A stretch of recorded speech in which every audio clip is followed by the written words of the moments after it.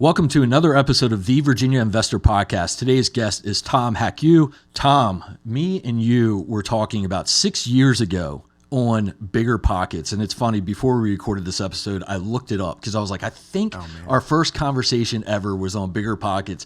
And it's funny because I had mentioned in the conversation, I think I was probably trying to create some credibility, right? I was like, I'd just done 10 burrs and I was working on 4 at the time. And you were like, hey, just moved to Richmond and I'm, getting into real estate and this is what I need and this is what I'm looking for. This is what I'm interested in. And then we set up a meeting to meet for coffee. And I remember saying I was going to bring a big map of Richmond. Yeah. And I remember that meeting. It was 6 years ago today, and that was our first in-person meeting together. But here we are now. You're on the podcast. You've done some real estate investing. You created an awesome network of people around you. Welcome to the podcast. Thanks for having me. Yeah. Appreciate it. Glad to have you, man. I want to learn all about your journey. So obviously, I've seen a lot of what you're doing in Richmond, but I want to get to know the Tom before Richmond, how you ended up in Richmond, and then going forward and kind of what your real estate journey has been and then what you're focused on next. Tell me about childhood. Where were you born? Yeah, so I'm born and raised in Connecticut. So born and raised, went to school there in Connecticut, and then eventually ended up working in Connecticut as a occupational therapist. Growing up, kind of just odd jobs, of cutting grass, mowing lawns, working as a bag boy at a golf club, and then working at a church carnival, all sorts of different just jobs and stuff like that growing up. What did your parents do for a living? My dad was in insurance. My mom, she was in sales sort of before me, but ended up just being a stay-at-home mom. Got it. And then she got into some side jobs, transcription business as I was growing up and everything. But was it mostly W2 jobs? W2 type stuff for the most part, yeah. Cool. And then growing up, were you focused on sports, academics? Sports, yeah. Getting in trouble? Yeah, a little bit. That's probably more in my early 20s, late teens. Yeah, for sure. But just played sports. I was into basketball. Got cut after my freshman year because I was a little shorter than most people, but ended up getting into snowboarding around that time. So sweet. I was just just loved doing that. I needed something to do in the winter. Do you live in a mountainous area of where you could go snowboarding? There's more hills, I would say. So I think the closest actual mountain was probably 2 hours away. You go up to Massachusetts or Vermont or New Hampshire or something like that. But yeah, we kind of just do that after school in the wintertime. But a big town, small town? Small town. I think it's the population was around 40,000. Oh, nice. Wallingford, Connecticut is where I was born and raised. But yeah, I spent summers in Guilford, Connecticut for what it's worth, which is along the shoreline there too. When you are going through school, especially high school age, are you thinking about what college you want to go to, or are you already thinking about what profession you want to have, or what's kind of your mindset at that point? Yeah, I think that I was very just present and just living in the moment when I was in high school. And, as you become a senior in high school, you're trying to figure out, okay, what's going to be the next step? What do I want to do? And so I figured, okay, I like sports. I like helping people. So I'll go into something in science, something in healthcare maybe. So I ended up actually being a sports medicine athletic training major. Awesome. Did you go to a 4-year school? Yeah, I went to Quinnipiac University in Connecticut. How did you choose that school? Was it just close to home? My mom actually went there. My brother went there, but it was not too far from my house either. It was a good school and stuff, so it was just something that kind of made sense. If you knew that's what your profession was going to be, or were you super dialed in college, getting good grades towards that because you had a purpose, or you obviously still have the college experience and then still getting decent grades, or what? I think anytime anyone goes to school, there's sort of a transition period that you have to get used to. I think when you're in college, it's a lot more, that first semester is tough because you can't just kind of skate by and do your homework last second or not study for a test or something like that. When you get into college, you have to actually study maybe a week or two in advance at least, and actually do the assignments. And so it's very common for a lot of people to maybe have that first semester where they're figuring it out, and then afterwards you start to get in a better groove and realize what it actually takes to be successful in college. It's a big shift. Yeah. I mean, it's a whole different environment, right? With people, a lot of people that you've never met before, never known. And you get that freedom and stuff too, so you want to go out and dangerous. Exactly. Yeah. So that's all that. Well, for what it's worth, my college experience lasted a semester, I think. Sure. I still can't remember if I did 2 semesters or 1. I think I paid for 2 and did 1. Yeah. So I was a athletic training major at the time, and then after my sophomore year, I think my heart just really wasn't in that program, and so I ended up switching to occupational therapy. What is that like? Explain what that is. In a very similar sense, it's physical therapy. It's like physical therapy, Right. but basically with occupational therapy, you're working on getting people back to doing the day-to-day activities, whether it's after a brain injury, stroke, spinal cord injury, and then depending on the setting, because I was working in an outpatient setting as well too.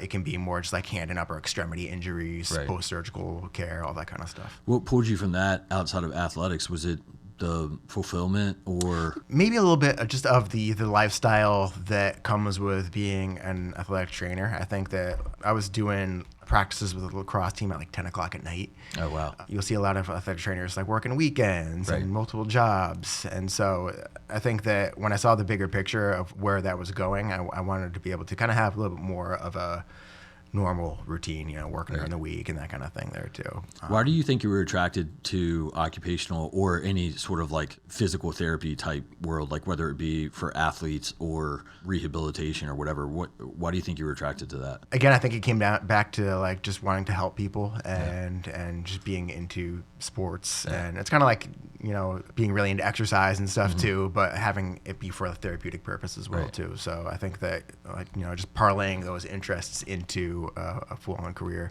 and having a meaningful impact, on society was something that was attractive. Yeah, that's awesome. I remember growing up I would say maybe the majority of my childhood, I was very interested in being a physical therapist. And I think largely it was because I got injured all the time playing sports. Yeah. And when I went to physical therapy, it was sort of fun. Like you're bringing athletes back, getting them back on the field, but you're helping people get back to where they need to be. And the environment was cool too. Like it seemed like they were all having a good time, whether or not they were, but like it seemed like they were all having a good time. And every time you went, you saw improvement of yourself or what I would imagine patients, like different patients, you saw them improve and get stronger and get healthier. And that's just a cool place to be, and it's very fulfilling. Yeah, and you see some of the wildest stories, in healthcare too, and bet, so, some people might think that they're sad situations, and they definitely are, what people have to go through sometimes. But I always try to look at it from a positive angle, and just be part of the solution, to help get people back on their feet. That's awesome. And you put yourself in that position to do that. And so you're getting through college. I assume you graduate normal, and then do you have a job lined up after that? Yeah, so started working in Connecticut, and then, was working at a hospital in Connecticut for about 2 years or so, and kind of had a little bit of the wanderlust, and so wanted to get out and see what else was out there, in the world, in the country. So I decided to take a travel occupational therapy position, like you hear about like the travel nursing, Interesting. So travel occupational therapy out in San Francisco. Interesting. And didn't know anyone out there, just decided, you know what, I'm just gonna go for it and just move. And how old are you? Like 22, 23-ish? Probably like 24, I would say, somewhere around there. Yeah. So now you're out in San Francisco. Didn't know anyone out there. Yeah. So and how long are you out there? I was out there for about 3 years. Okay. Yeah, so I met my now wife when I was out there. She was there for her job, and she was pretty new to the city. So we hadn't. It was great to just be able to explore the city with somebody, and productive trip. Yeah, exactly. Yeah, that's good. I mean, it's crazy how stuff like that works out. Like you take risk in life, and now you're out in San Francisco, and you find your wife. Yeah, exactly. That's awesome. So what was she doing? What does she do for a living? She does HR. Okay. Yeah. Okay, cool. So she's out in San Francisco. She wasn't from there. And then you move out there, meet her. And then are you doing well? Like, are you enjoying the work out there? Yeah, I think, the work's going great and everything. I started out as like an inpatient therapist and then kind of got thrown into an outpatient setting because they had a need there. I kind of like raised my hand. I was like, yeah, I can do it, Right. And so figured that out, built the parachute on the way down, so to speak. And what started as a 6-month contract ended up being a 3-year contract. Yeah, because I was wondering, like, wouldn't they're normally like 6 months? Yeah, right? and so they just kept on extending it, and so I think I probably did, I guess, decent enough where like they wanted to keep extending me, which is great. But you become really close with everyone there and everything too. So they're great people to work with. Yeah.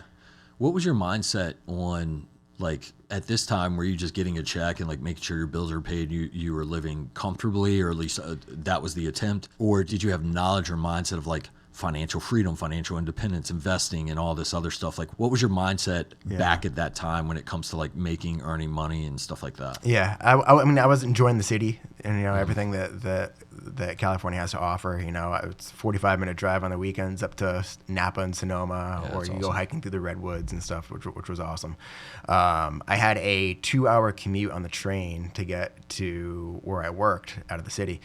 And on that 2-hour commute, it was just a matter of, you know, reading books, listening to podcasts, trying to figure out, you know, how to really just get ahead in life. Because as you sort of get into the day-to-day aspect of like your commute and going to work and that kind of stuff, you start to, you know, want to figure out how to get ahead in life, I guess you could say. And so one of the things that I stumbled upon was a book, Investing in Your 20s and 30s for Dummies. Yeah. And there was one section in there about real estate. And I was like, I don't know anything about real estate at all whatsoever. And so it kind of got me just curious about it. And I was looking up just podcasts for real estate and seeing if anything was out there that I could just listen to on my commute. And lo and behold, Bigger Pockets was the first one. Yeah. So it's just been my commute, just listening to all the Bigger Pockets episodes. Like hundreds of episodes. Yeah, it's back when Brandon Turner and Josh Dorkin were doing it. And they're just giving out great information. Hearing people going from, you know, like no money or zero houses or anything like that to 100 doors in like a couple of years, you know? And so it was always inspiring just to kind of hear people's stories and reaching financial freedom.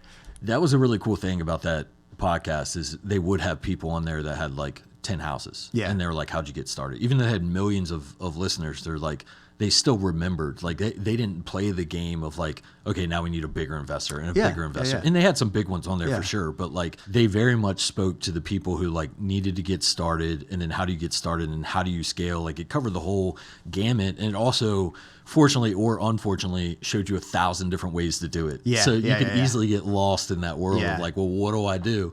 So you're listening to these. You had a 2-hour commute. Yeah. So is that 2 hours one way? Yeah. Yeah, man, that's substantial. So you probably are thinking about like, okay, what am I doing? Yeah, something's got to give in life, right? Yeah, like if you've met your girlfriend at the time, soon to be fiance or wife, you also start to think, of course, in your mid-20s too, about like having a family and things like that. And so you start thinking more about like providing and not doing the 2-hour commute when you have a wife and kids and stuff. Like it's easier to do when you're single. Yeah, I would assume that like all of that somehow was going through your mind and kind of trying to get in a different scenario. Yeah, and I think as I was kind of going through everything, I was starting to figure out that like growth was really what made me happy. And so I think when I was in college, the pursuit of getting your degree is growth in itself. Yeah. And so I think that's something that I was working towards, and you know, it was enjoyable and fun and everything. Right. And then when I got thrown into a new setting of going from maybe inpatient to an outpatient, there was a lot of new learning there, and I was able to grow a lot just from just taking on new patients and just learning new things in general too. And so the idea of getting into real estate investing was a whole new area of growth that I had never considered, you know. Yeah. So I probably consumed about every episode up until, you know, that point of the Bigger Pockets podcast. And so I feel like I probably had like a decent amount of just knowledge just from listening to it. The problem with San Francisco is that the average house price out there is $2 million, you know, at the time. And so it was hard for me as like somebody in their mid-20s to even consider buying a $2 million house at the time. Right. I think now I think that the mindset's a little bit different where, you know, you can maybe house hack or you could do different things to make it work. But at the time I was like, there's no way I'm going to be able to buy a house here. So we had an opportunity. My wife's company was moving to Dallas, and so we jumped on that opportunity to just be a little bit closer to family. Right. And when we moved to Dallas, I was continuing to work as an OT, but made a plan to, hey, like we're going to buy a house when we're here. And so ended up purchasing our first house about 20 minutes north of Dallas in Richmond. And it was a brick rancher, and it was our first house. Were you married at the time? We were engaged at that time. And so we bought the house in like, I think it was on my 30th birthday in December. And then we got married that February. Sweet. So the house was owned by you and your wife, right? What was her thought on real estate investing? And in this house, you were going to do like a live-in flip, right? Yeah. So exactly. like that obviously heavily involves her in this process. Mm-hmm. What was her general like ideology, or what did she think about real estate investing? She was all for it. You know, I think that like buying a house was the logical next step for us. Mm-hmm. I think she was all for it. Otherwise, she wouldn't have signed on the loan as well too. Right. But yeah, I think that looking at a lot of different houses on the weekends and stuff. Like it was kind of exciting. I think we made the most out of it because I think it was something that was pretty enjoyable. Right. And finally we found the right house that was not like a crazy fixer-upper, but it was mostly cosmetic stuff. Right. It had like indoor tile on the outdoor patio, so it was like super slippery. Nice. Fence was falling down, like all that kind of stuff. And so it was the house that kind of just made sense for us. So we bought it. I remember it felt just incredible just being able to take action on buying a house. Pretty sure I sobbed when I was in the title company, doing the closing. It just meant so much to me, just being able to actually take action, because I'd been listening to that podcast for forever. It felt like at that point, and they always kept saying, take action, take action. And finally I was taking some action. So it felt good. And that separates you from many people. Yeah. And there are so many people that have this information and knowledge. And if you have the information and knowledge and don't want to do it, that's one thing. That's fine. Yeah. But if you have the information and knowledge and want to do it, there are a lot of people that still sit in that seat that just don't pull the trigger and don't do it. And for you, I mean, I think that's a great and excellent way to get started, because you have a roof over your head, whether or not it's leaky or not. Like you have a roof over your head. You have a cosmetic live-in flip, which essentially you and your wife are gonna live in this house, and it's habitable, right? And it just needs a lot of cosmetic upgrades and things like that. Are you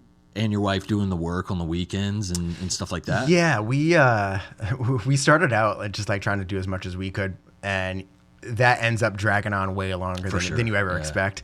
I remember we were like ripping up tile ourselves, and we're like, why are we doing this? It's like, and then, like, we had somebody else end up doing it for $2 a square foot, and we're just like, all right, yeah, we should have just done that from the beginning. Just had somebody do it.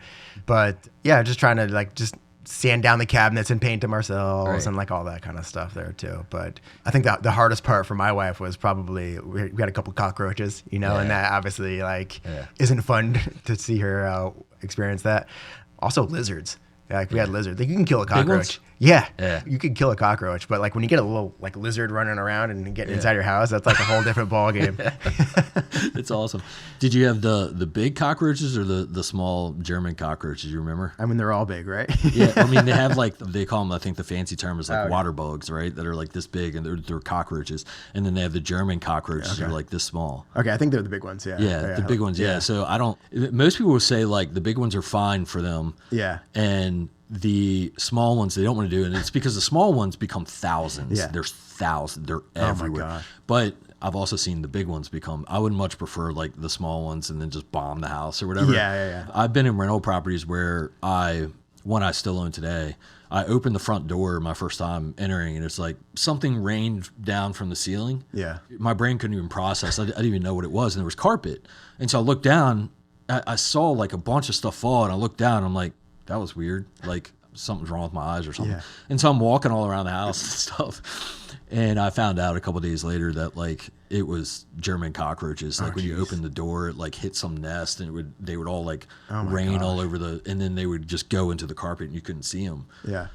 Disgusting. Yeah, disgusting. Yeah. I didn't really realize it until I had a maintenance tech in there, and a maintenance tech was like, "Hey Glover, check this out." Yeah. He was in the kitchen. He thought it was awesome. Yeah. He would go and like kind of pound the cabinet or like the countertop in the kitchen, and then you would just see like hundreds of roaches like scatter, and I'm like, "Oh, dude, that's what it was." Yeah. Like, or it's like the worst. It's like you open the door, or they turn on the light, and then they start scattering, and it's like, oh God. Yeah. So I've had a few of those experiences, but I don't particularly like them. But it was a good deal. It was a great deal. Yeah, exactly. And in general with the house too, it got my teeth cut with contractors. It helped me learn just general house maintenance, how to take care of a house, what needs to be done, learning how to get multiple bids on something, because we had like some small foundation stuff and just some other cosmetic stuff we had to do. That's an awesome way to get into it. And it's awesome that you took action too, because you could have just been like, all right, let's just buy like a retail ready house, and then like then we'll make a move after that. But we need a place to live first. And again, there's ways for people to kind of drag this out for years and years and not really like get into it.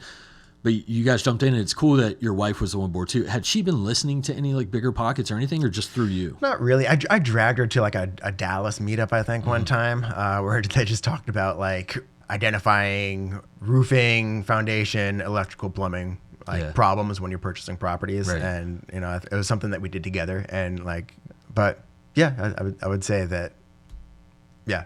Yeah. It's good that she supported you in that too. Yeah, she always supported me the entire time. So what was the result? Like, how long did you guys live there? And then I assume you sold the property afterward? Yeah, 2020 hit, and so obviously the world kind of shut down to a certain extent. At that point, I'm still listening to Bigger Pockets, and they always talk about like just goal setting, and I think they had like Jay and Wendy Papasan on the podcast where they talk about like their goal setting retreats and stuff, which was always a big thing. And so I was like, oh, I want to start writing down my goals and planning out our year and what we want to accomplish. Mm-hmm. And so one of our goals was to be a little bit closer to family. And so both of our families were on the East Coast. Her family's in North Carolina. And so we started sort of brainstorming, how are we going to move back to the East Coast? And lo and behold, there was an opportunity for her to be with the same company, but take a new role in Richmond, Virginia. Awesome. And so she was able to, network a little bit and be assertive and got the role in Richmond. With that job change, we ended up moving to Richmond and got us a little bit closer to family. So we had planned on that initially being maybe a 5-year goal, but we were able to do that in like less than a year. That's awesome. Yeah, and that's good. I mean, COVID was bad timing anywhere, but like there's tons of opportunity in Richmond at this time. Mm-hmm. Like earlier days, and again, I'm only speaking from my experience, but like I grew up in Richmond, and Richmond was a way different city like a couple of decades ago. But like in the past decade, it's really turned around and had some cool stuff happen. So you were still doing OT in Dallas when you moved to Richmond. Now you moved for your wife's job. I assume that maybe you didn't have a position lined up. Did you? Or did you just say, hey, this is my chance? That was exactly it. I sort of felt like I hit a little bit of a ceiling in healthcare. I was either at the crossroads of either going down the further education rabbit hole, getting like an advanced certification in hand therapy, and the pay is a little bit better, but not that much, or getting into administrative type stuff, and you lose the patient care aspect at that point. So I was kind of like, you know what, like I'm just going to take a chance. I've been learning about this real estate stuff for a while. I want to try to go full-time real estate. And so the timing was just perfect for me to just make that career switch. And I could always go back to being a therapist, right. Yeah. But I was like, you know what, I for my sanity, I just got to go for it. Did you have kids at the time? No. Okay, so that's also good timing. Like, because once you have kids, it changes the game a little bit on your risk tolerance. Yeah. What was your? Again, it sounds like your wife was very supportive in this, but like, did you have any influences telling you that this was not a good idea? Yeah, I think some of the people that are closest to you, have your best interests in mind, especially when you have a good, strong, stable career. I think that the idea of you leaving that is not attractive, I guess you can say. Right. So naturally, some people thought I were crazy for leaving the therapy world and going for this real estate thing. And I'm sort of grateful for it to a certain extent, just because it kind of put a little bit of a chip on my shoulder. Right. And it kind of fueled me a little bit more to sort of prove maybe some people wrong. Yeah. So yeah, it's made me a little bit hungrier for being successful and finding deals and all that. Yeah, I think that's good to an extent. If you still follow your heart and like what you think is right for you, it's good to gather that feedback for a couple reasons. One, people are mostly looking out for your best interest, depending on who your circles are. But I'm assuming in this situation, people are mostly looking out for your best interest, and they want to be sure that you're heading on the right path. But two, it does give you that chip 100%. Yeah. Even if they do care about you and they're not bad people, like it gives you that like, I can't fail because I went against their advice. Yeah. And now I need to do well enough to where it made sense for me to do that. Yeah. Same when I dropped out of college, it was most people, and this is back when like there was obviously the internet, obviously. This is what, like, I don't know, early 2005-ish or 2006, so somewhere in there. But it was early before all the resources are everywhere at our fingertips, right? And so it was when college, I think, was a lot more important. And if you didn't go to college, your opportunities were very limited. That was the idea anyway. So when I decided to drop out of college, almost everyone said it was just a terrible idea and that I'm ruining my life. Yeah. And I wondered at the time, maybe I was. I didn't know, but I didn't really care. I just knew what I wanted to do, and I wanted to go do it. But one of the few people that were like fully on board, supported me, was my father. Sure. Was just like, hey, man, like, are you sure about this? Like, have you thought it through? Like, and he asked some good questions, right? Like, what's your plan? Like, and I just told him, like, like, we'll never know if right now if I'm making a good decision or not, but like, this is how I feel and this is what I want to do. And my dad was like, all right, cool. How do we do it? What's the next step? Let's take one more step. Let's look into it. All right, is this still a good idea? All right, okay, one more step. And then my dad's the one who drove me down to Florida and dropped me off when I was like 19 years old, right? Yeah. But it was that that opportunity to listen to everyone and do what everyone else thinks you should do with your life, or you get to kind of dictate what you want to do with your life. And again, not hating on anyone else trying to keep you straight, but it's good to weigh that stuff, and it's good to have those people in your life, but it certainly gives you a chip of like, okay, now you gotta step up your game, because you don't want to go against everyone's advice and then fail, and I think that for me personally, I kind of took it as like some things are too big to fail at, and so like your career choice, like I was committed to making sure that I was doing whatever I needed to do, putting in the work to be successful. Right, because you probably put in a ton of work to be an OT. To get in that field and then to establish the career that you have. Like, that's not easy. You don't just jump into that. Right, and so to leave that is a pretty significant decision. When we moved to Richmond, we kind of had this weird like in limbo sort of period where we were like in temporary housing, and then we were waiting for like our house to be built and stuff, and so basically, I kind of had a couple months just to sit and do some research, try to network and figure out where I wanted to invest, all that kind of stuff. So I had a thick notebook where like anytime I would ever see a property, or I'd go on like Zillow and look for properties, even if the numbers were not making any sense whatsoever, I would just run numbers on it just for the sake of practice and trying to get the reps in for that. Awesome. That's actually some of the advice I tell people is like sign up for all the wholesaler chains that you can, like all the emails and stuff like that. And I say like, look, if you get it in the email, it's probably not a good deal because especially in the current market of when this is being recorded, it's probably not a great deal because it's already been through the wholesaler and then through the wholesaler's friends and close network. And then if it hits the email chain, like it's probably not going to make sense. Right. But you still want to run the numbers. You want to know why it doesn't make sense. Like, is the ARV wrong? Is the rent wrong? Is this wrong? Is that, or the rehab cost or whatever? Like, figure out why, and then that really, it's great practice. Educational it's like, tool, it's like a math problem, right? They hand you a math problem. They say, hey, here's some practice. And so you just do the practice, and then you find out why it's a bad deal or why it landed up in. And then there has been a couple. I say that there has been a couple where I've seen everyone laugh at. Usually on social media where there's like 100 comments are like, you're an idiot. Like this is will never sell for this price, where I'm like, I have 4 other houses on that street and this is not a 2-1. It's a 3-2. It's just completely like someone redid, whatever they did. It's not a 2-1. And I already know the layout for the 3-2 and know how it works and everything like that. And then I was able to buy it at the price they were asking. But like, if I hadn't do all those math problems and hadn't taken all this action, like if you still don't work those anyway, you'll never know. You'll never find those. So you showed up and started doing all the math problems. You started running, doing all this practice. That was your advice actually too. So going back a little bit, I had just moved to Richmond. I kind of went on Bigger Pockets, and I don't know if there was just like a Richmond subsection for there's comments like Richmond and stuff keyword, too. like you just like something keywords, like that, and whenever someone types in Richmond, it pops up. And that kind of does so it. I would try to provide any sort of value on some of those threads, and I would always see your name pop up. I remember Shira Gregory would pop up, Sarah Stamper, just some familiar names and stuff. And so it's cool now over the years getting to know those people. But your message where you invited me to coffee and you told me to bring a map, and that was just a life-changing moment for me. It's hard to find a map too. Like I couldn't find a map anywhere. I think I went to a couple of gas stations and they just looked at me like I was crazy. Ended up having to get one from like Barnes and Noble or something. And that's awesome. Showed up with my map and my highlighter.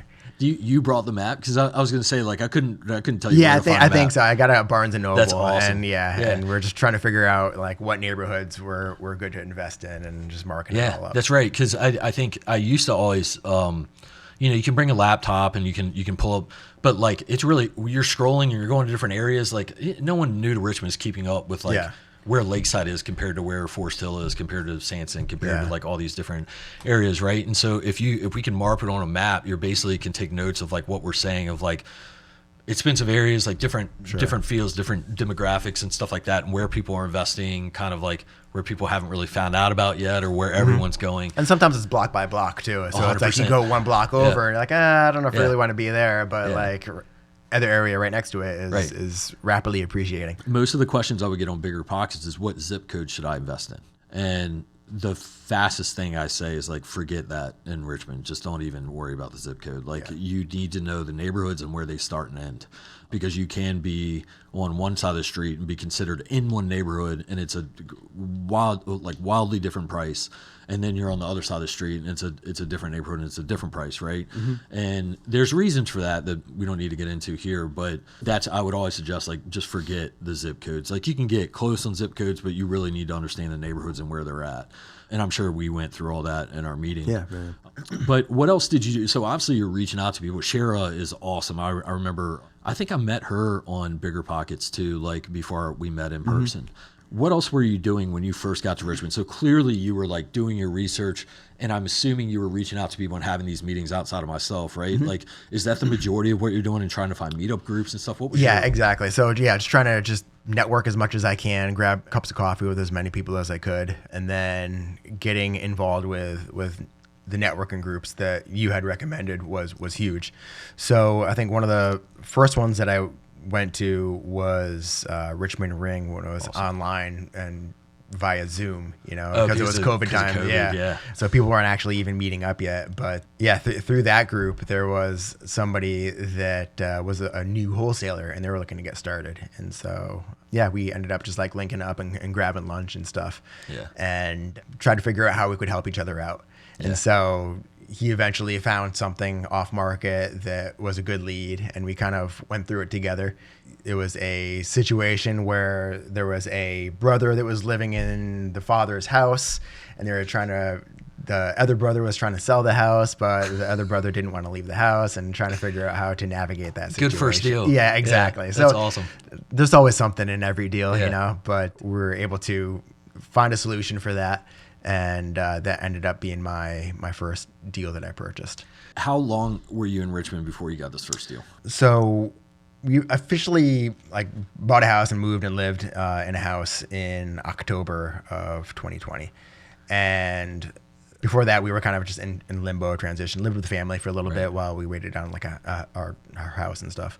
But ended up closing on that deal in January 2021. Sweet. Yeah, so that's fast. I mean, and that was a different time to invest. Like, the deals are a little bit easier to find, but still finding it in a few months is fast. Yeah. It was a weird time where the market hadn't completely appreciated we knew it eventually would. Right. Yeah, so it was a good deal where I was initially running my numbers at maybe a 250 ARV, and I was like, okay, I think there's enough profit to get here, and ended up meeting with my realtor there, walking it, contractor, walking it, running all my numbers, making sure the comps were all good and everything. And when we closed on it, just got right to work.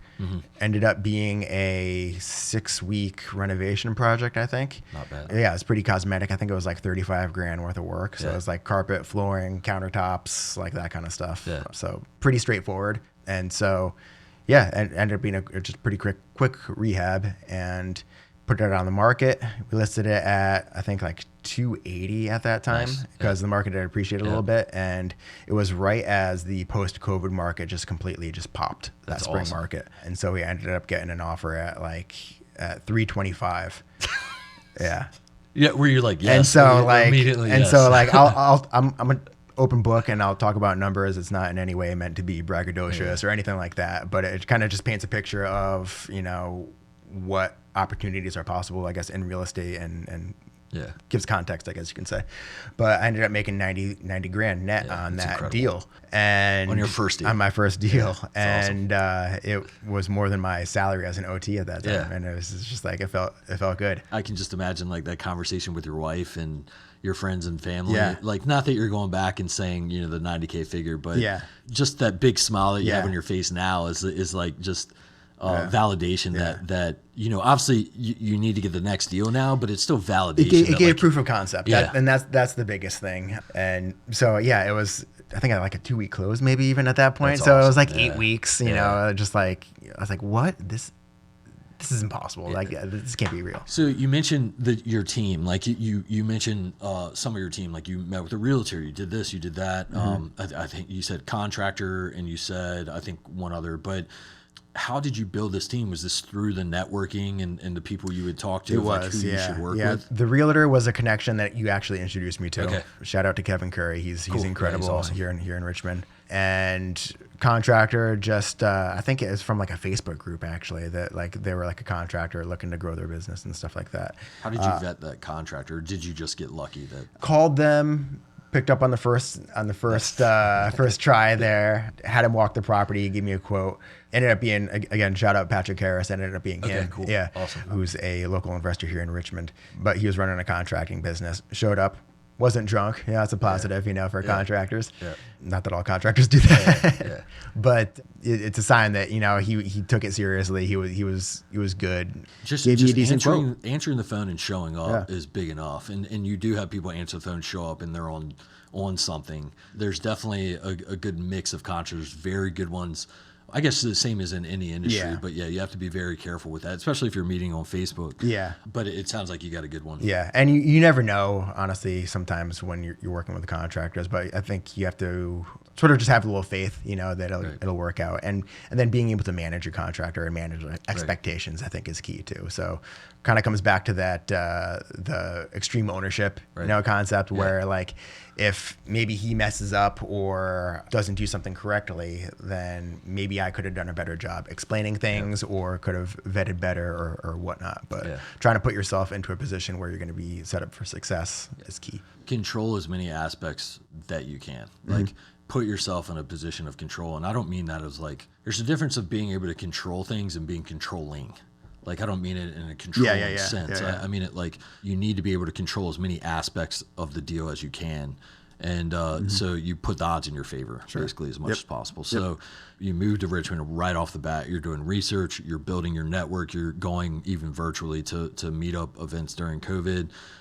You're building your team out. And within months, you find this flip. You do the flip. It ends up being a perfect first project. I mean, you couldn't ask for something better than that. Did you have an intent to do flips, wholesale, rentals, or did this one just pan out as like a good flip and maybe not a good rental? Like, were you just like, just let me do some sort of real estate transaction? I think I knew that I would want to follow the BRRRR strategy. That's something that you get drilled into, when you're listening to the podcast and all that kind of stuff there too.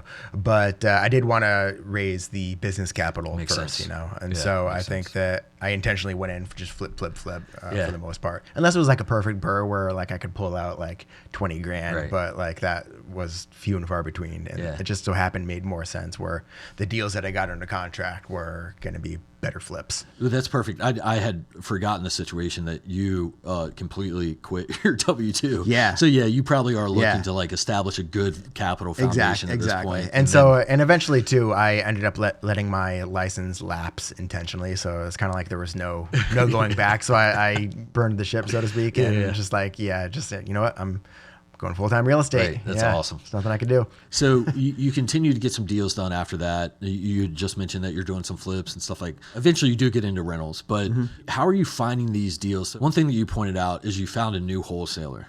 That is, some of my best deals came from the new wholesalers, and it wasn't because they didn't know what they were doing and just gave you some wacko price. It wasn't that, right? Yeah. It was because they needed someone to help them. And they're out there hustling. If you get the right one, right? They're out there hustling and hustling and hustling. And then when they typically, in my experience, they would come to you and say, "I'm talking to the seller. It looks like they want to sell. I'm not really sure what I should buy this for. In your opinion, what should I buy this for?" And I would run the numbers and show them the comps and tell them, "This is what I would buy it for. You got to figure out what you want your margin and what you think you can buy it for. That's up to you. Like what your assignment fee is going to be. I don't care what it is, but this is what I would buy it for as an investor." And then those new wholesalers would come back like on the dot. "All right, I'll sell it to you or I'll assign it to you, whatever, for this." And it's been some of the best deals, but that largely happens because I'm the one who took those wholesalers under my wing as much as I could. I'm not like the, whatever, but like I had the time, I had the capability to help them and spend time with them, and it allowed them to get the deal and make some money. And so they would come to me first before it goes to whatever sphere network they have, the email chains and everything. So it would just come directly to me, and I would tell them, "Hey, if you get a next one, let's look at the next one. Let's do it together." And I would be the easiest buyer for them, so they didn't have anything to worry about, right?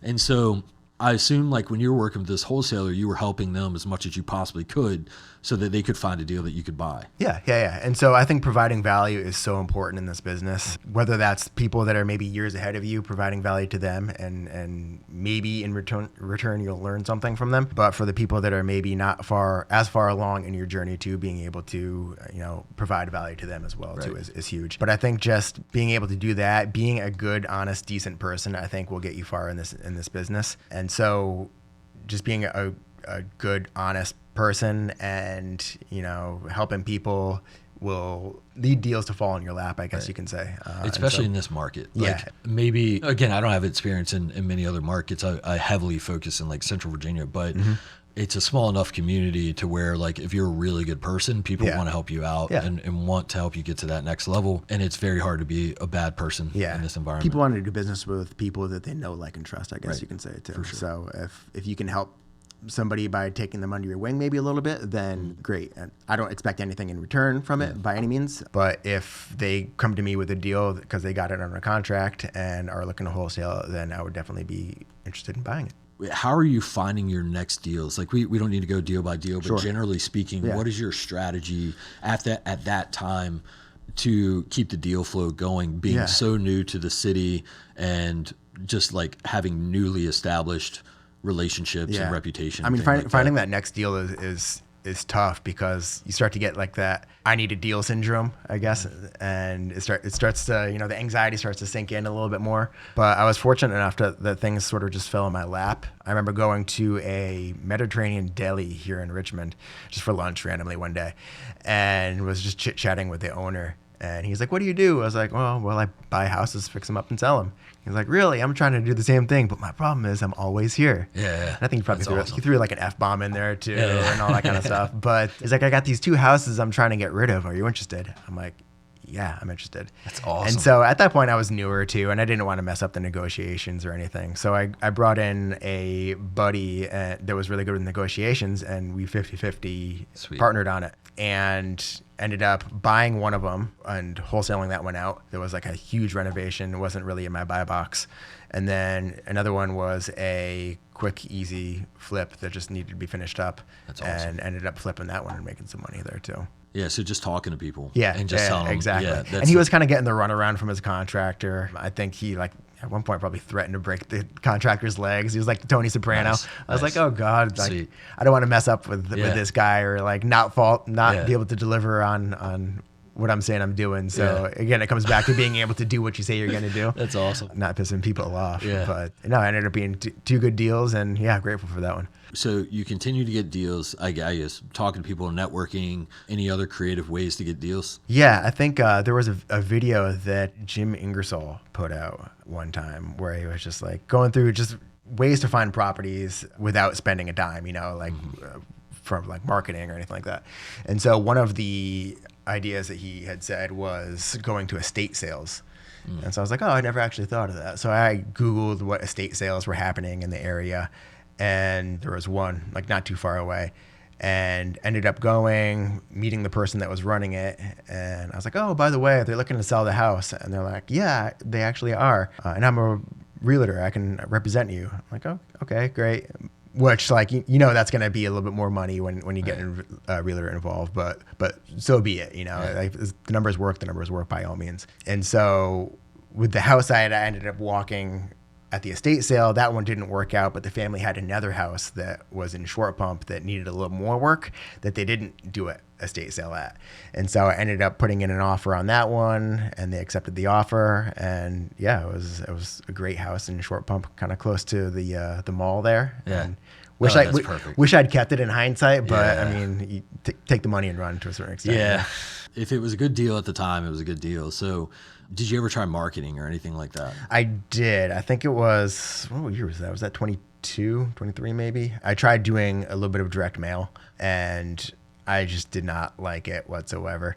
What didn't you like? I felt like I would always get like the phone calls coming in at like the worst possible time. Like I'd be out to dinner or something with my family or something, and a phone call will be coming in, and you're paying good money for those leads to come in, and so you have to pick up that phone. Good problem to have by all means, but it just wasn't conducive to having a little bit more of that balance doing. Right. I felt like I was always on, you know, and I didn't like that feeling sometimes. And then I would always just sort of run into wild situations, you know, eccentric personalities, crazy stories, people with dogs that I was afraid were going to attack me or something. I felt like I was going to maybe get locked into a closet or a crawl space, like just from some people. It's just, you get some interesting situations with people, and I'd much rather have somebody else do that, and I can focus on more on the project management side of things, which is what I actually like. Were you doing the thing where you text your wife what address you were at and just letting her know that, like, hey, if I don't text you in 30 minutes, like... I didn't have to do that, but there were definitely still some sketchy situations that, I remember going, because I marketed for a short time, and I didn't like it either. I would much rather like someone else do that portion of the work, and I'll pay a little bit of extra money for it. But I remember one time I was like, all right, cool, and, you know, got a lead on this house, and I pulled up, and the house is like way further back in the woods than I expected. And so I'm like texting my wife, giving her the address, and there's some other sketchy stuff that I won't go into detail, but like it just didn't feel good. It felt like this was like I'm basically going to like put myself in a really dangerous position. Yeah. So I texted my wife all the details and was like, hey, if I don't text you in like 30 minutes, like I don't know, like do something. I don't know what you're going to do. But here's my something. location. Yeah. So, and then I got in the habit of like, whenever I got in those situations, I would send her my location, just be like, hey, I'm walking in now. And then like my wife probably didn't help her out at all, because then she'd be like texting me 30 minutes later, like, hey, you good? I'm like, I'm just had a long conversation. It was a great conversation, you know, or something. But, But yeah, you definitely put yourself in some weird situations. Yeah. And I too would much rather other people do that portion of the work. I also found that like I like to solve problems, and I get a lot of fulfillment in solving problems. I was not an occupational therapist or physical therapist, but I was in the fitness industry for a while, and I trained people to get them stronger and faster. I did a lot of athletic like performance training and stuff like that, and it was awesome to see people get in a better place. And so when I'm going to talk to sellers, if I wasn't their best option, like I would make sure they knew, and then I would go way out of my way to help them find the better option. And I would lose so many deals like that, because there was only a few deals that I got when I was marketing, because I would talk, like I was like, no, I'm not like this. I can only buy it for this. You need to do this. Very easy, very simple. Like, go do this. Talk to this person. And then I'd leave and be like, what? I just spent 2 hours like just losing a deal, basically. And so anyway, for a lot of reasons, it was better if someone else just handled that portion. Yeah, and I think that like when you're marketing and you're getting inbound phone calls, you might get maybe 20 phone calls coming in. One of them is like a serious lead. Right. The rest of them are telling you to screw off or whatnot, you know. So you get a lot of angry people calling your phone and reaching back out. I was just like, this just isn't enjoyable. I don't want to do this if it isn't fun. Yeah. No, that makes a lot of personally sense. Yeah. And there's different personalities for that. Yeah. Some people that just don't care. The thrill of the hunt. Yeah. They don't care at all, and they're like, give me that. I love talking to those sellers. And I'm like, I just don't. You know. I will happily pay you money. Yes, go for it. Yeah. And some people hate the project management side of things. So it's kind of, I think it's a healthy ecosystem within the Richmond market, you know, that allows people to be successful in whatever path they enjoy the most. Yeah, I don't think I really understood it at the time, but like in growing this business, the management company, there's a lot of different, you know, finance team, sales team, marketing team, operations team, the property management team, the maintenance team. But there's different personalities that have to handle the different roles and responsibilities. And it took me a while to figure that out, because in my head as a business owner, I'm like, well, I did mostly everything. I'm not going to say I did every little thing, but like I did mostly everything in the early days, and I handled it. But I also realized I really did not enjoy some parts of it. But then you can hire people with different personalities that really get a thrill out of those parts and do it really well. And at a very high level that will stay for years doing that job because they love it. Yeah. And so anyway, it's interesting. Same as like real estate investing. You don't have to do. It's cool if you can control all aspects of it, like build a team with someone with that personality that can do the marketing or something like that. Yeah. But I found that when I was focusing on the marketing, I was losing or not focusing as much on the networking and that lead source, I guess you can say, that was coming from that. And so what had helped me get success in the past, I kind of threw to the wayside to try to focus on the marketing. Wasn't having the best luck marketing, and probably missed out on a bunch of deals that I could have gotten from wholesalers or from networking that I should have jumped on. That's a great point, because your highest and best use is building relationships. It just is. Exactly. And way more is going to come out of that than answering phone calls to get one deal, where you build a relationship that can bring you 10, right? Yeah. There's a saying, man, I can't forget it, but there's a saying that, like, man, I wish I could remember it, but it basically was often what, I'm going to butcher this, but basically there's a very common thing in businesses and people as they grow. What leads them to be successful is often what's lost once they are successful. Like, it's the one thing they lose, right? And so that's why people completely like hit a wall when they scale, because they stop doing the things that make them successful. Now, I know whatever I just said was not a quote, but like there's some quote that says that really eloquently. But they lose whatever made them successful. They lose sight of that, and it just causes them to go in the complete opposite direction. And so if you can hold sight into what has brought you this far and continue to do that, even at a higher level, the same level, you continue to have that success. And those things that are pulling you away from that, you find ways to replace it. Like you build the relationships with the wholesaler, so you don't have to market. So you eventually got into holding rentals. What was holding your first one like? Was that like a kind of a groundbreaking thing for you? Or was it just... I think I'd flipped for the most part. And, I was able to, again, build up some of the business capital there. So I felt a little more comfortable. There was a little bit of risk off the table if I wanted to hold a property, because until you actually go through the whole BRRRR process, it's kind of hard to like figure out exactly what your numbers are going to be. Right. And I was trying to be exact on what those numbers would be, trying to get the perfect BRRRR or whatever. Right. And eventually it came down to just realizing like, hey, look, I got to start just keeping these properties and controlling real estate, and then that helped kind of ease the I need a deal syndrome that I'd always get in between like deals or looking for the next one. And so ended up just keeping for the most part. And if I had to keep maybe 10,000 into a property or something like that, I could do so. Right. But now I controlled an asset that would appreciate over time, which is nice. Yeah, that's one of the mistakes I made was I would get some good deals, like your 90,000 flip. I didn't have that, but I would get good deals that kind of like almost soured the pot for the future deals that were still good deals. But I was like, I need to do better. I need to do better. And if it didn't match that grand slam deal, I'd walk away from it. And I specifically remember, I've mentioned this on other podcasts, but I specifically remember a house I did not buy because it was $5,000 more than I wanted to pay for it. Yeah. And like, what the heck? Yeah, like, that was the dumbest thing. And I probably was pretty low on capital, but I could have gotten it, right? Yeah.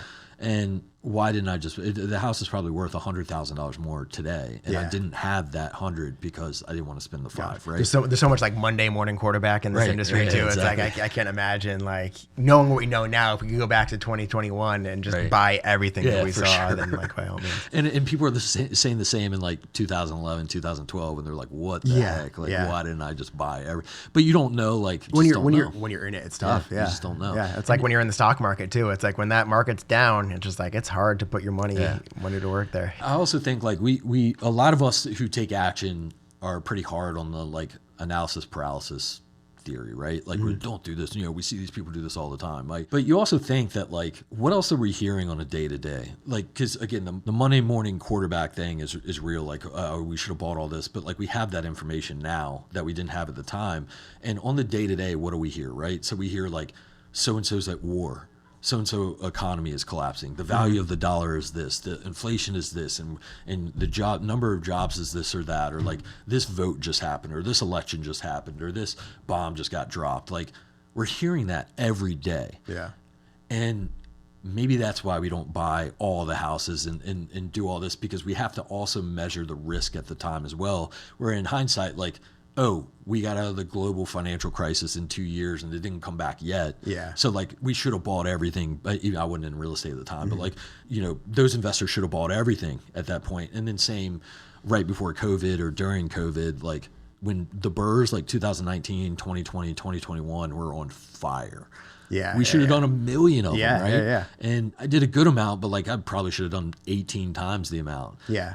But you still don't know at the time. You're like, man, it's COVID. I don't know what's going on. Yeah, right? exactly. And people were facing all sorts of issues with like people not being able to pay rent and all Right. that kind of stuff. So Yeah. there's always like a situation where it makes it a little more challenging. But And even in lower rates, people are like, well, these won't be sustained. The whole world is going to collapse because rates are at 2%. So you need to be very careful when at the time you're like, that ability to take maybe a more macro view and be able to picture, the prices of housing on a larger timeline. I think that is a skill set that you almost maybe need to practice, or you need to have maybe experience in going through those market cycles to recognize that, hey, if this market goes down, like it most likely will continue just to keep going up over time too. So I think when we purchase houses and we get rentals and everything, it's almost like dollar cost averaging, and as long as you just keep staying consistent, then chances are, you're going to have success over the long time. which is why it's a long-term game, right? Yeah. Like if you want short-term money-ish, like flip, it's still hard because you got to build the relationships, find the deals, all that. It's not overnight, but that's a faster, maybe wholesaling is probably the faster route to money. But buy and hold is the route to wealth, right? Generational wealth and financial independence and stuff like that. I think what really kind of ingrains it in me, like, yes, you can look at like the values of housing or the values of houses decades ago versus where they are now, and you can clearly see what the pattern, right, over time, right? But also when people talk about the S&P, because you hear about stocks crashing and all this, when people talk about the S&P, and there's all these crazy math problem or math like equations to basically say like, if you invested, this back in whatever, it's worth however many millions. But there's also crazy things where it's like, if you would have bought this company and then sold it for millions or put this amount in the S&P, the S&P would have still outperformed it. And so when you look at that, whether it be stocks or housing over time, you have to sort of just have some sort of faith that that's going to continue. And maybe it doesn't at some point, but you just have to. I think if it doesn't, there's a larger problem that we all need to worry about, and we're kind of helpless at that point anyway. So I don't know. Hopefully we don't cross that. Yeah, and I think that in general, just diversifying your assets, maybe not 100% in real estate, although some people in our industry might disagree. I know plenty. They've had so much success with real estate. For me personally, I think that just like putting a little bit maybe in stocks is great as well. Just because, hey, maybe the market does run up a little bit, maybe it doesn't, but it's just diversification. One of the most successful people that I know locally, it's funny, I'll talk to this person about like stocks, talk to the person about like retirement plans, talk to the person about anything outside of real estate, and they're like, I don't touch any of that. I'm like, what? But the real estate is very diversified. Like the real estate itself is very, like, they'll have anywhere from medical buildings to office buildings to industrial buildings to large apartment buildings to single family houses, like, and they're all in different markets. And I think it kind of depends what phase you're in. I think right now we're in like a growth phase of our life, where we're trying to continue to make smart financial decisions to try to get ahead in life. And so if later on in life, you've got all the money that you need or something, then maybe you don't necessarily have that need to take all of that excess cash and just plug it into the stock market because your peace of mind is definitely worth something. Right. You recently got into commercial real estate, right? Correct. What is that about? How did that happen? So I bought first mixed use property down in Shockoe Bottom here in Richmond. And I got it from a wholesaler actually. And it just seemed like a good opportunity and jumped on it. How did you underwrite that versus, because you're used to residential and mixed use is probably, I'm guessing, commercial down and maybe a couple units up, a couple residential units up. I think just having a general rough education on like, hey, I know what a cap rate is. So like if I know that things maybe in Richmond are going for 8 or 9 cap or whatever, or 7.5 actually, then I can sort of run my numbers sort of based off of that, based on the rental income that's going to be coming in. And so purchase price was $250. The total rents, I knew that I could get maybe around $2,000 or so. And so ended up being a little bit higher than that. But it just seemed like the amount that I was willing to put in, because we had some money that maybe ran up a little bit in the stock market, looking to diversify and just plug that into a mixed use building.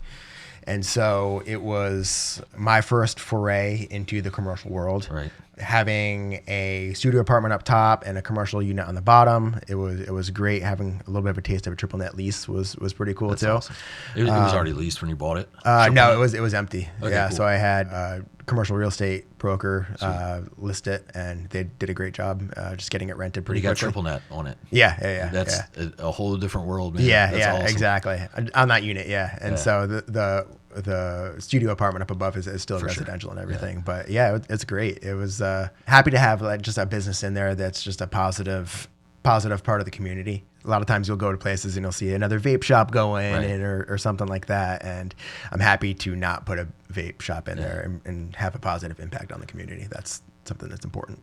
Are you looking at getting more into the commercial side of things? Like, what do you? I think right now it's continuing to flip for the sake of raising more capital to just plug into maybe more higher value residential or commercial type assets. For rentals? For rentals, yeah. And so, you take on something that's commercial, say the purchase price is $500,000. It's like you got to maybe have to put down a decent amount of money, right? Especially if you're getting commercial loans, the amortization is 25 years rather than maybe 30. That can make a little bit of a difference.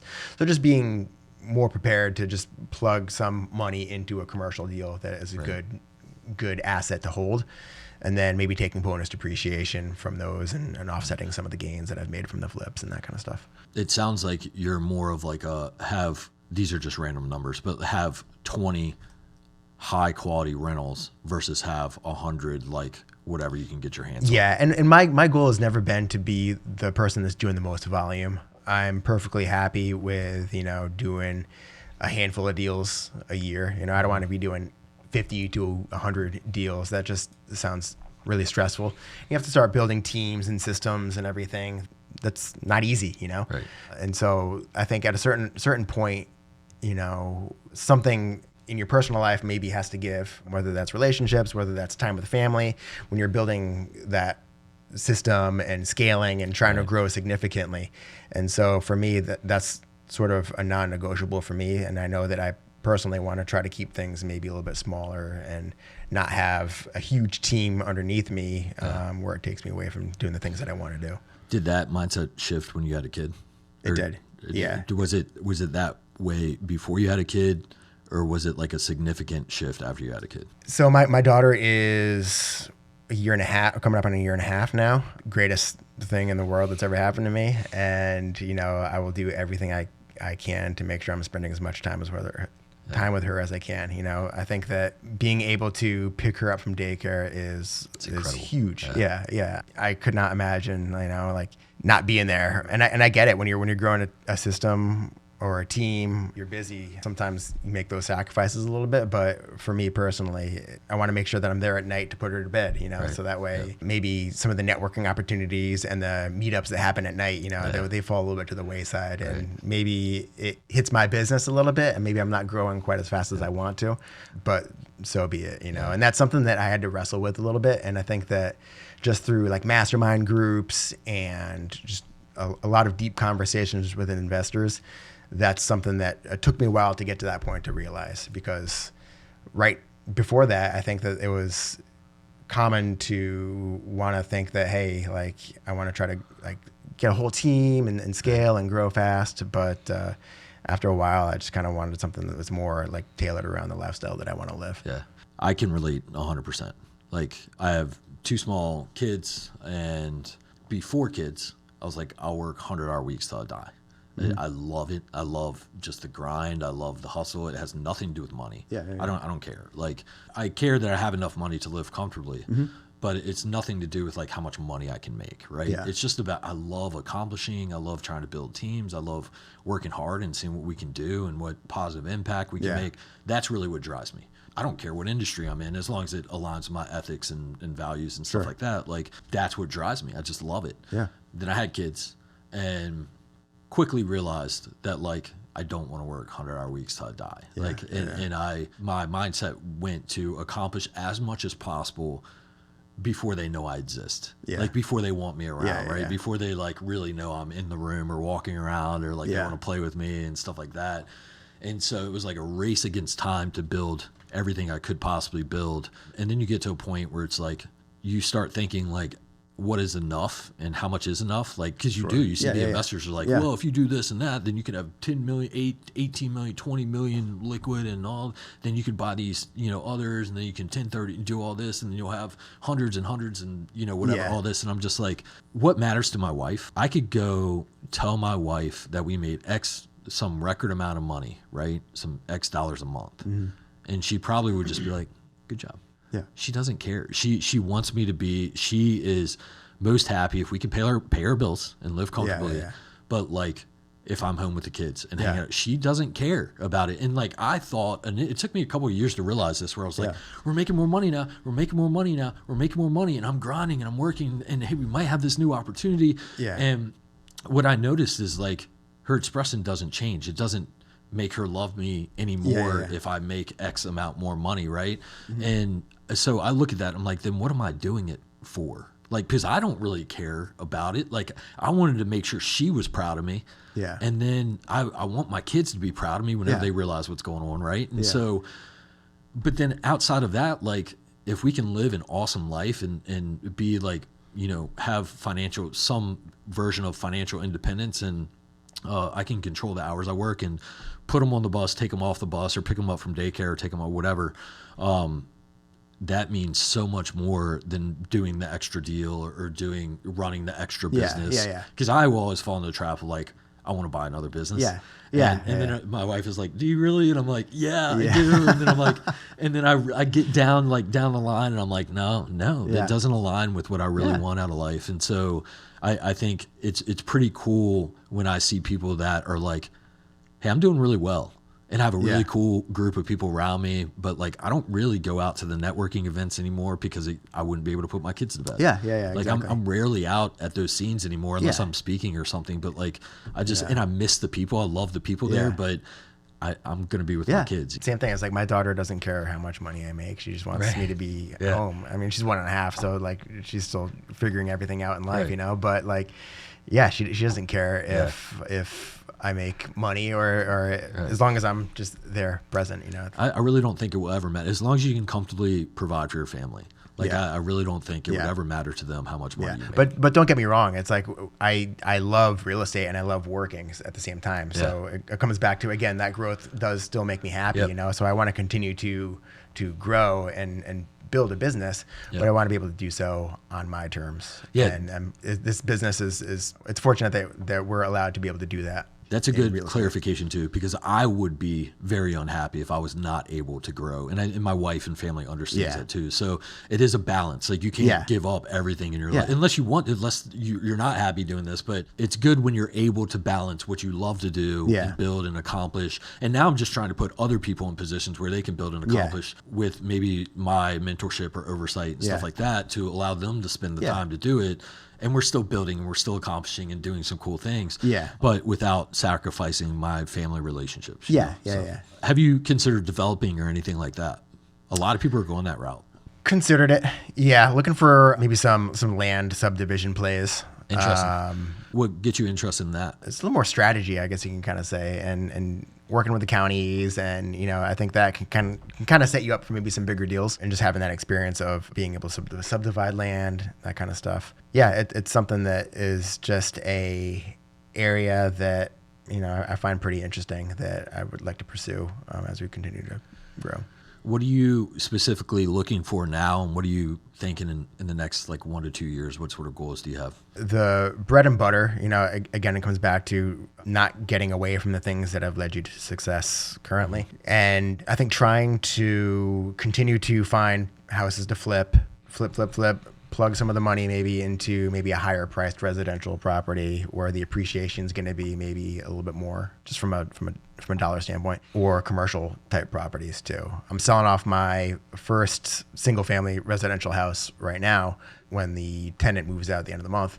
And it's more or less because my return on my equity isn't quite what I want it to be. Right. And so if I have, for example, I have $100,000 equity in a house, and I'm only making a couple $100 a month on that equity, then that's not the highest and best use of my capital, I guess you can say. So looking to take situations like that where maybe I can maybe cash out of a asset that is maybe a headache or has a lot of maintenance issues that keep popping up or something, and sell it off and plug it into something that maybe is a little bit closer to where I live, or something that's maybe a nicer asset where I can just maybe take bonus depreciation on it. Awesome. Just like optimizing the Yeah, portfolio, exactly. Yeah, just exactly. continuing to get it straight. Move some things around, Awesome. and then comes down to sort of more financial management and shuffling the money around. What would you say to someone who's just moved to Richmond, doesn't have a network, doesn't have a job,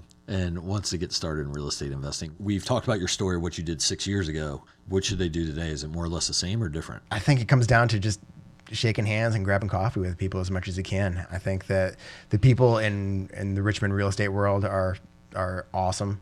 They give so much value and so much information, and are always willing to lend a hand to help other people out.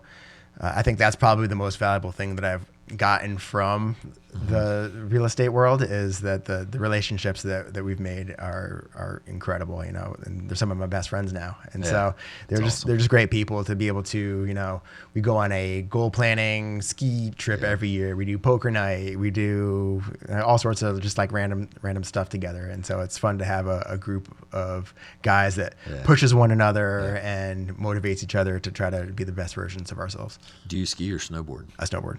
Are you better than everyone since you're from Connecticut? No, but some of those guys, they'll bomb down it. They're fearless, and so like, go for it, man. You're younger than I am. It's awesome. But we have fun doing it, and it's a blast, and just getting out and just hanging out with the guys. Great group of guys. Yeah, for sure. Awesome group of friends. Yeah. How can people find you? I would say probably Facebook or Instagram is probably the easiest way for people. Just friend request me or follow me and shoot me a message. That's probably the easiest way. Yeah, that's probably the best way. I'm pretty attentive to my phone there too. Any final thoughts? Yeah, I guess one other thing that I'm looking for too is raising capital just in general for flips, especially for higher price flips. Right now, I've been working with a lender who's incredible. He's been an awesome mentor to me, and I love working with him. As you get into higher priced properties, the more expensive private money definitely gets more expensive, I guess you can say. And so trying to find other opportunities for borrowing money to put towards different assets. Yeah, to get into like higher dollar assets. Exactly. And stuff like that. Exactly.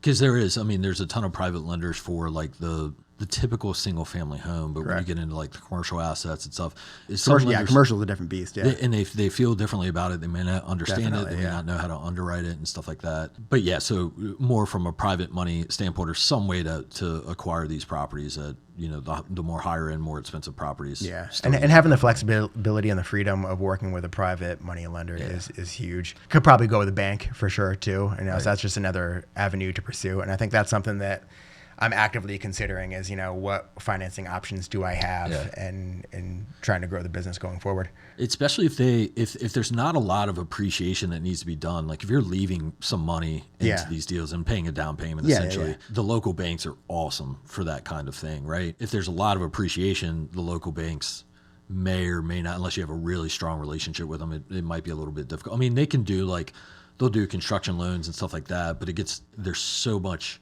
It's so different than just working with a relationship, a private lender. But the community banks around here are incredible. And once you establish relationships with them, which you already have some, but like just speaking to the audience, like once you establish relationships with them, there's a lot of things you could do that are different than what you would think. Right? Awesome. Well, thank you so much for coming on the podcast. It's been excellent to hear your story. It's been awesome to watch your journey over the years. And I really appreciate you coming on and sharing your story. Yeah, happy to be here. And thanks for having me. Appreciate it.